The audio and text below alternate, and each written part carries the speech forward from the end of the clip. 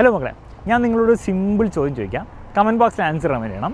SSLCയിൽ നമുക്ക് പഠിക്കാൻ എത്ര സമയമുണ്ട്?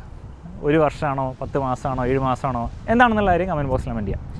ഇത് ചോദിക്കാൻ കാരണം പൊതുവേ നമ്മൾ പറയാറുള്ളത് 1 വർഷം പഠിക്കാറുണ്ടെന്നാണ്. പക്ഷേ അത് ആക്ച്വലി ശരിയല്ല. കാരണം നമ്മൾ ജൂൺ മുതൽ മാർച്ച് വരെയാണ് കൗണ്ട് ചെയ്യുന്നതെങ്കിൽ അവിടെ 10 മാസം നമുക്ക് പഠിക്കാൻ കിട്ടുന്നുള്ളൂ. പക്ഷേ ശരിക്കും 10 മാസം സമയം പഠിക്കാനുണ്ടോ? അതുപോലും ഇല്ല. കാരണം എന്താണ്?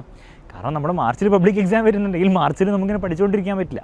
അപ്പോൾ ചാപ്റ്റേഴ്സ് പഠിക്കുക കാര്യങ്ങളൊക്കെ നമുക്ക് ഓൾമോസ്റ്റ് ജാനുവരിയുടെ അല്ലെങ്കിൽ ഡിസംബർ അവസാനത്തോടെ തീർത്തേ പറ്റുള്ളൂ. അപ്പോൾ അങ്ങനെ 3 മാസം പോയി, ബാക്കി 7 മാസമേ ഉള്ളൂ. ഈ 7 മാസത്തിലും വേറെ പ്രശ്നമുണ്ട്.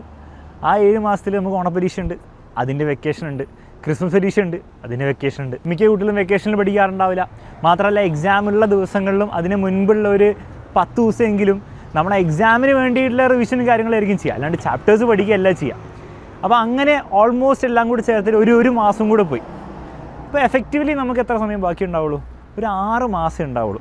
ഈ 6 മാസത്തിൽ ചിലപ്പോൾ നമുക്ക് അസുഖം വരാം, വീട്ടിൽ ഓരോരോ പരിപാടികളുണ്ടാവും, ഫംഗ്ഷൻ ഉണ്ടാവും, കുറേ കാര്യങ്ങളുണ്ടാവും. അതൊന്നും ഞാൻ കുറച്ചില്ല. കാരണം ജാനുവരി ഫെബ്രുവരി ആയിട്ട് മോഡൽ എക്സാം വരുന്നതായിരിക്കും, പിന്നെ നേരെ പബ്ലിക് എക്സാം ആയിരിക്കും ഉണ്ടാവുക. അപ്പോൾ ഈ 3 മാസങ്ങളിൽ നമുക്ക് പഠിക്കാൻ, പുതിയ ചാപ്റ്റേഴ്സ് പഠിക്കാനുള്ള സമയമൊന്നും ഉണ്ടാവില്ല.